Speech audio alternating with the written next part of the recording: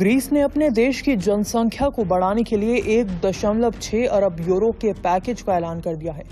इस पैकेज के मुताबिक जो लोग एक से ज्यादा बच्चे पैदा करेंगे उन्हें टैक्स में छूट दी जाएगी। ग्रीस के प्रधानमंत्री किरियाकोस मित्सोताकिस ने रविवार को नई नीतियों की घोषणा करते हुए कहा कि 1.6 अरब यूरो यानी कि 16,563 करोड़ रुपए की राहत पैकेज देश के मौजूद सबसे बड़ी चुनौती यानी घटती जनसंख्या से निपटने के लिए तैयार किया गया है। अगर जनसंख्या के हिसाब से बात करें तो ग्रीस यूरोप का सबसे बूढ़ा देश बन चुका है, इसलिए वहां की सरकार लगातार कोशिश कर रही है कि देश की जनसंख्या बढ़े, जिससे देश में युवाओं की संख्या भी बढ़ सके। इस नए पैकेज की बात करें तो इसमें 4 बच्चे वाले परिवार टैक्स फ्री होंगे। 2026 से ये नए नियम लागू किए जाएंगे। 1500 से कम आबादी वाली बस्तियों को छूट घाटा राजकोष से पूरा किया जाएगा। द गार्जियन में छपी एक रिपोर्ट के अनुसार प्रधानमंत्री किरियाकोस मित्सोताकिस ने कहा कि हम जानते हैं कि अगर आपको कोई बच्चा नहीं है तो जीवन यापन की लागत एक बात है और अगर आपके 2 या 3 बच्चे हैं तो दूसरी बात है। इसलिए एक देश के रूप में हमें अपने उन नागरिकों को पुरस्कृत करने का कोई तरीका खोजना चाहिए जो अधिक बच्चे पैदा करने का विकल्प चुनते हैं।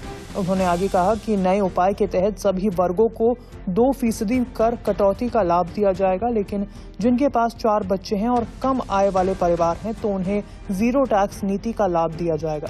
नए कर लाभ 2026 में लागू किए जाएंगे। आपको बता दें कि जनसंख्या ग्रीस के लिए एक बड़ी समस्या बनती जा रही है। यहाँ का प्रशासन युवाओं की कमी से जूझ रहा है। बता दें कि ग्रीस में यूरोप की सबसे कम प्रजनन दर है। औसत दर 2.1 से भी काफी नीचे है। पीएम मित्सोताकिस ने इसे राष्ट्रीय खतरा बताया है। जनसंख्या 2050 तक 1.2 करोड़ से घटकर 80 लाख हो जाएगी। 36% आबादी 65 साल से ज्यादा की हो जाएगी।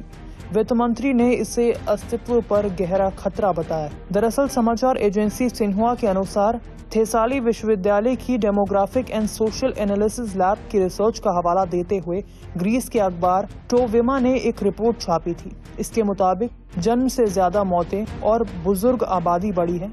2011 की जनगणना के हिसाब से 1.8 करोड़ आबादी थी और 2024 में वो घटकर 1.04 करोड़ रह गई। 10 साल में 4 लाख से अधिक कमी आई है। 2023 में सिर्फ 72,300 बच्चों का जन्म हुआ था और 1950 से 60 की दर से आधे से भी कम है।